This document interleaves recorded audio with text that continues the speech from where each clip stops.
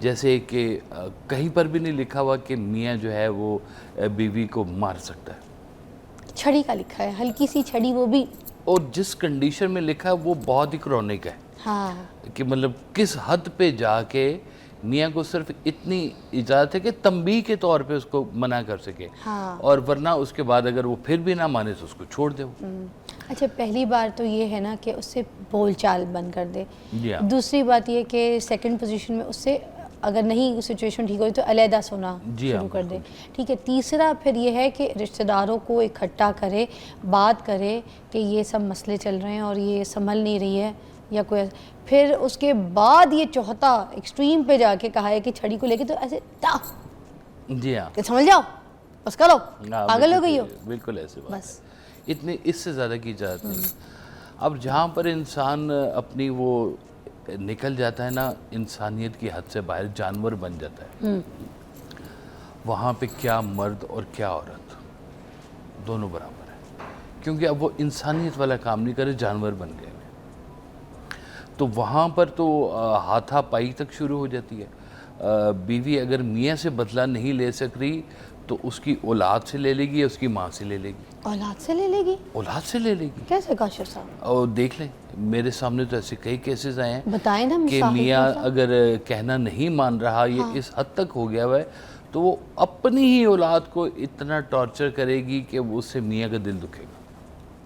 پھر تھوڑا ایکسپلین کریں مجھے تھوڑی سی. اور کئی جگہ پہ ایسے بھی ہے کہ میاں کے خلاف بیوی نے بچے ایسے تیار کر لیے ہیں کہ اب وہ بچوں کے ذہن بھی جو ہے نا پراگندہ ہو گئے ہیں, اور ان کے بیچ میں زہر ڈال دیا گیا ہے. باپ کو گندہ بنائے گی, باپ کو گندہ بنائیں گے, باپ کی ماں کو گندہ بنائیں گے, بچوں کے کان بھر کے. یس بالکل, مطلب نیگیٹیوٹی بھر کے. نیگیٹیوٹی بھر کے بول تو بچے پھر باپ سے نفرت کرنے لگ جاتے ہیں. باپ سے کیا, تو پورے خاندان سے نفرت کرنا شروع ہائے ہائے, اتنے معصوم ذہن ہوتے ہیں بچوں کے, اس لیے کہا جاتا ہے کہ جب آپ اس حد تک چلی جاتی ہے اس حد تک چلی جاتی ہیں. تو اچھا یہ ایک دم سے نہیں ہوتا, یہ سچویشن چلتی آ رہی ہوتی ہے تو ایک دم سے پھر یہ کسی ٹائم پہ ببل پھاٹ ہی جاتا ہے. جی او مائی گاڈ سر, اس کو ایک بریک کے بعد اور الیبریٹ کرتے ہیں, کیونکہ یہ قصہ تھوڑا سا ایسا ہے کہ مجھے لگتا ہے جیسے مجھے بھی سمجھنے میں ٹائم لگا تو آپ لوگ کو بھی ٹائم لگے گا, تو سمجھتے ہیں, آئیے مل کے سمجھتے ہیں.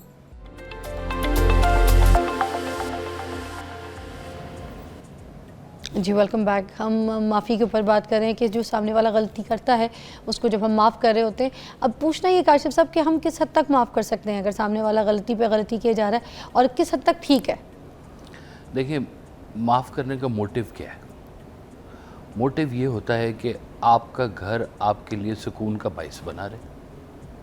سادہ سی بات, آپ کا گھر آپ کے لیے سکون کا باعث ہو, کہ آپ گھر سے نکل رہے ہیں جھگڑا کرتے نکل رہے ہیں, واپس آ رہے ہیں تو جھگڑا ہوتا جا رہا ہے. اور میں اکثر کہا کرتا ہوں کہ میاں بیوی کی لڑائی میں شکست بچوں کی ہوتی جا رہی ہے, کہ بچے سفر کر رہے ہوتے ہیں آپ کے جھگڑے کے اوپر, کیونکہ گھر کے اندر پورا ایک نیگیٹو ماحول بنا ہوا ہوتا ہے. اب یہ ماحول اگر آپ کا ایسے ہی سروائیو کرتا رہے گا تو پھر اس سے بہتر ہے کہ آپ اپنی اپنی غزلیں نظمیں علیحدہ کر لیں, راہیں علیحدہ کر لیں, اس کے بیچ میں گنجائش بھی موجود ہے. مگر اس میں بھی تو بچوں کا نقصان ہو سکتا ہے. نقصان اس میں, لیکن اس میں بہت زیادہ نقصان ہوتا ہے کہ بچے جو ہے وہ ایسے جب ماحول کے اندر پلتے ہیں نا جی, تو کچھ نہ کچھ ان کی زندگیوں میں ایسی کمی رہ جاتی ہے, یا ایسا ایگریشن پیدا ہوتا ہے, وہ بھی کسی ٹائم پہ جا کے پھٹتا ہے. کیونکہ بچے تو ٹیپ ریکارڈر ہوتے ہیں جو گھر پہ سنتے ہیں, اپنے ماں باپ کی حرکت دیکھتے ہیں, جو آوازیں ان کو سنائی دیتی ہیں گھر میں, جھگڑے کی, لڑائی کی, کسی بھی قسم کی, وہ باہر سوسائٹی میں لے جاتے ہیں اور پھر وہاں جا کے ویسے ہی پریٹینڈ کر رہے ہوتے ہیں. دیکھیں کہ اکثر ویڈیوز میں نے دیکھا ہے کہ بیٹا اسی ایکسنٹ میں بات کر رہا ہوتا ہے جس میں باپ بات کرتا ہے, اور شاید وہ ماں سے بھی اسی ایکسنٹ میں بات کر رہا ہوتا ہے جیسے باپ بات کر رہا ہوتا ہے. اگر باپ کو چلا کے بولنے کی عادت ہے تو بیٹا ویسے بولے گا. بیٹیوں کے لیے بڑا کامن سا ہو جائے گا, اگر ماں چیخ کے بات کرتی ہے تو وہ سمجھیں گے یہ بڑا نارمل ہوتا ہے چیخ کے بات کرنا. تو آپ گھر کے اندر جب یہ سارا کچھ کریں تو پوری اگلی ایک نسل خراب کر رہے ہیں آپ. یہ بات ذرا غور سے دیکھیں. اب یہ جو ساری باتیں ہیں نا فضا, اس کے اندر آپ کا انر سیلف بہت میٹر کر رہا ہوتا ہے کہ آپ اندر سے کس حد تک خراب ہو چکے ہوئے. دیکھیں, معاف کرنا یہ نہیں ہوتا کہ انگور کھٹے ہیں, کہ بھئی نہیں اس کو کچھ کہہ سکتے تو معافی کر دو. معاف کرنا وہاں ہوتا ہے جہاں پر آپ کے قابو میں بات آئی ہوئی ہے, آپ بدلہ لے سکتے ہیں اور آپ معاف کر دیں. یہ بڑی جگہ ہوتی ہے, سمجھ نہیں میری بات. آپ مطلب فرض کیا ہے کہ چوک میں کھڑے ہوئے ایس ایچ او نے آپ کو کچھ کہہ دیا ہے, تو اب آپ اس کو کیا کہیں گے؟ اچھا یار چل معاف کر, دفعہ کرو, آگے چلو. تو آپ اس سے بدلہ نہیں لے سکتے. جہاں پہ آپ بدلہ لے سکتے ہیں ہاں معاف کر, وہاں آپ نے معاف کرنا ہے. جہاں پہ آپ کے ہاتھ میں گنجائش تھی, آپ نقصان پہنچا سکتے تھے, آپ بدلہ لے سکتے تھے, معافی اصل میں وہیں پر کنسیڈر ہوتی ہے. یعنی کہ معاف اس کو کیا جاتا ہے جو معافی کے قابل نہیں تھا اور آپ نے معاف کر دیا. یہ بہت بڑا مقام ہوتا ہے. اس لیے جب ہم کہتے ہیں نا, سرکار صلی اللہ علیہ وسلم سے کسی نے صحابہ کرام نے پوچھا کہ یا رسول اللہ صلی اللہ علیہ وسلم یہ بتائیے گا کہ ہمارے غلام بڑی غلطیاں کرتے ہیں تو ہم ان کو کس حد تک معاف کریں, کتنا معاف کرنا چاہیے؟ آپ نے کہا 70 مرتبہ تو دن میں کم از کم معاف کیا کرو. 70 مرتبہ دن میں, دیکھ لیں. ہاں اچھا, یہ غلاموں کا ذکر کیوں آیا جی؟ کیونکہ آپ کے بس میں ہیں, وہ آپ کے انڈر ہیں, آپ کے انڈر ہیں, آپ اسے فائر کر سکتی ہیں. اب تو خیر ویسا دور نہیں, پرانے دور میں تو پنش بھی کر سکتے تھے آپ نے. ہائے اللہ. تو جن کو آپ پنش کر سکتے ہیں, جن سے آپ بدلہ لے سکتے ہیں, اصل میں تو اسے ہی معاف کرنا ہے کیونکہ آپ اس کے آقا بنے ہوئے ہیں. اب اس کا ایک اور سینیریو میں آپ کو بتاتا ہوں مزے کا. غور کریں, آپ کسی کے مالک ہیں, کوئی آپ کا بھی مالک ہے, آپ دن میں 70 مرتبہ اس سے بھی معافی مانگا کریں. اگر آپ دن میں 70 مرتبہ کسی کو معاف کر رہے ہیں, کنسیڈرنگ دیٹ کہ آپ کا مالک بھی آپ کو 70 مرتبہ دن میں معاف کرے, تو یہ سوچا کریں کہ ہمیں خود کو بھی کہیں پہ معافی چاہیے.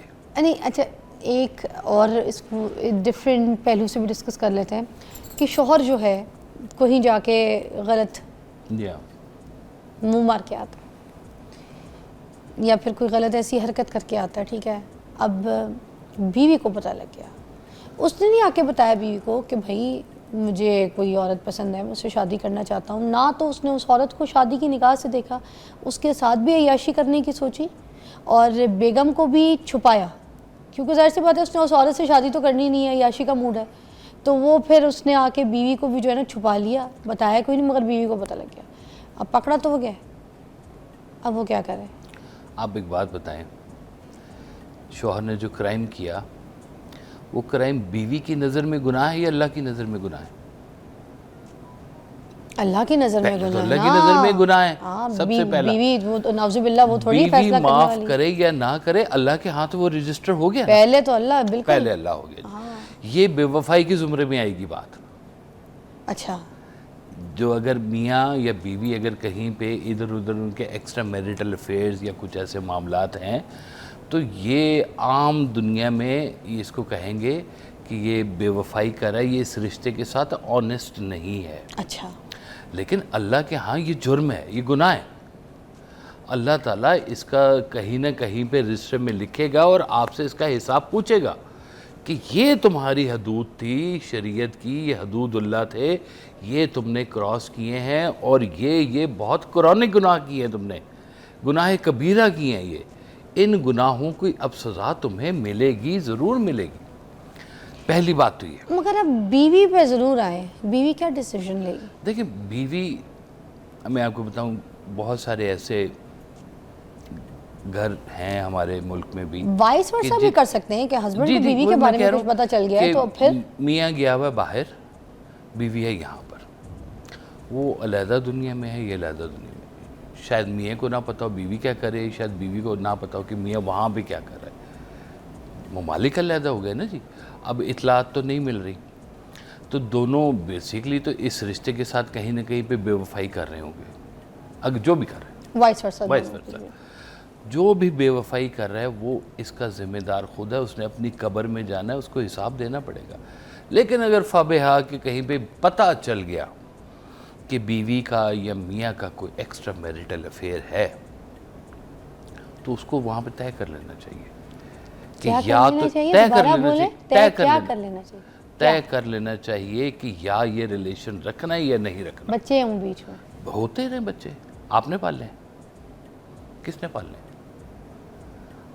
کیا کہہ رہے ہیں کاشف صاحب, مجھے پھنسا رہے ہیں, بات ہی نہیں کھل کے بتا رہے, مجھے بتائیں نا کیا طے کریں, ٹینشن میں ڈال دیا آپ نے. دیکھیں اب ایک ڈیسیجن جو ہے نا اس وقت کیا لینا ہے؟ دیکھیں ڈیسیژن دو طرح کے ہیں, ایک ہے کہ آپ ڈیسیژن لے سکتے ہیں, ایک ہے آپ ڈیسیژن نہیں لے سکتے, مجبوری ہے. ہاں پھر اگر آپ ڈیسیژن نہیں لے اب سکتے, آئے آپ پوائنٹ پہ جی, اگر آپ ڈیسیژن نہیں لے سکتے تو وہاں پر آپ خاموشی سے گزاریں, کہیں تمہاری قبر تمہارے ساتھ, میری قبر میرے ساتھ. مطلب یہ کہ بیوی کو پتا ہے کہ میاں یہ سب کچھ کر رہا ہے, مار رہا ہے, اور یا پھر میاں کو پتا ہے کہ میری بیوی غلط حرکت کرتی ہے, میں چلی جاتا ہوں تو میرے پیچھے میاں زیادہ تر کیوں اس طرح کے ڈیسیژن لیتے ہیں؟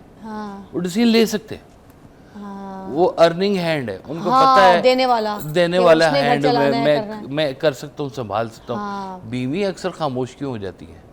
کیونکہ ان کو پتہ ہے کہ ہمیں پیچھے سے بھی سپورٹ نہیں ملنی, گھر سے بھی. جائیں گے تو وہ بھی کہیں گے بھائی جاؤ شادی کر دی تھی ادھر سنبھالو, اب تمہارے اتنے عیش و آرام کون دیکھے گا؟ جی ہاں, تو اب وہ کئی جگہ پر بیویاں اس لیے بھی خاموش ہو جاتی ہیں کہ جائیں تو جائیں کہاں, کریں تو کیا کریں. اچھا کچھ ایسی ایک اس کو تھوڑا سا ڈفرنٹ, ہلکا سا نمک بڑھاتا ہے اس میں. کچھ عورتیں یہ بھی کہتی ہیں اپنے میاں کو کہ باہر جا کے جتنے منہ مارنے مارو, جتنی عیاشیاں کرنی ہے کرو, جتنی بچیاں رکھنی ہے رکھو, جتنی گرل فرینڈیں بنانی بناؤ, شادی نہیں کرنا. جس دن تم نے شادی کی نا اس دن تمہارے منہ پہ تھوک کے نکل جاؤں گی, تمہارے بچوں کو تمہیں گندا کر دوں گی, برباد کر دوں گی تمہیں میں خاندان میں ہر جگہ. ذاتی میں آپ کو ایک واقعہ بتا رہا ہوں, میرے اپنے ایک دوست کے ساتھ یہ واقعہ ہو چکا ہے, بڑے اچھی پوسٹ پر وہ تھے. انہوں نے اپنی بیگم سے جا کے کہا کہ دیکھو مجھے خاتون پسند آ گئی, میں اگر کہو تو شادی کر لوں ان سے, اور اگر کہو تو میں ان سے دوستی بھی رکھ سکتا ہوں.